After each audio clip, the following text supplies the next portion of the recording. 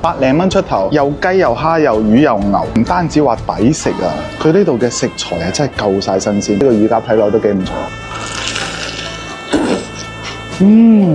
準備冬至啦！今日整翻個廣東呢邊嘅冬瓜中火鍋 ，Let's go！ 靚女打邊爐兩位，我得唔得睇下嗰啲冬瓜啊？哇！呢啲冬瓜可能有成包以上，哇！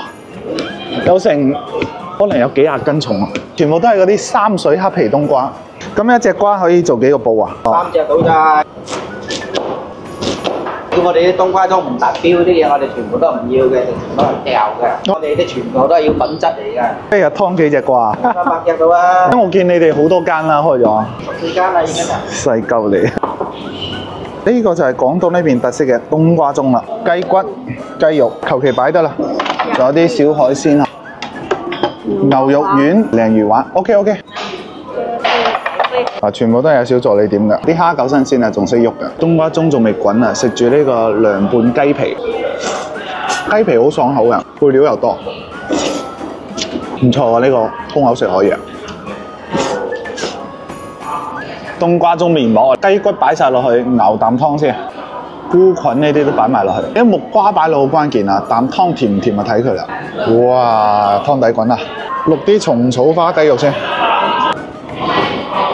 嗱，呢度有寫啊，雞肉嘅話要65秒。試下冬瓜盅煮出嚟嘅雞肉，點點沙薑豉油。居然呢個冬瓜盅煮出嚟嘅雞肉係甜㗎。另外煮咗幾隻蝦得啦，呢幾隻蝦都幾大隻㗎。剝殼嗰陣咧，感覺呢個蝦肉已經係好彈手㗎啦。冬瓜盅煮出嚟嘅蝦肉啊，更加鮮甜。生嘅牛肉丸同埋呢個鯪魚滑，淥之前咧整啖湯先，滾咗10幾20分鐘啦。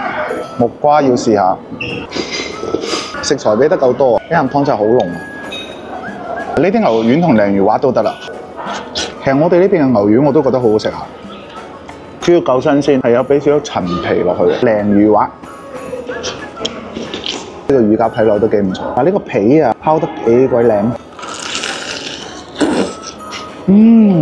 滿口汁水啊！嗰個皮啊，好香脆啊！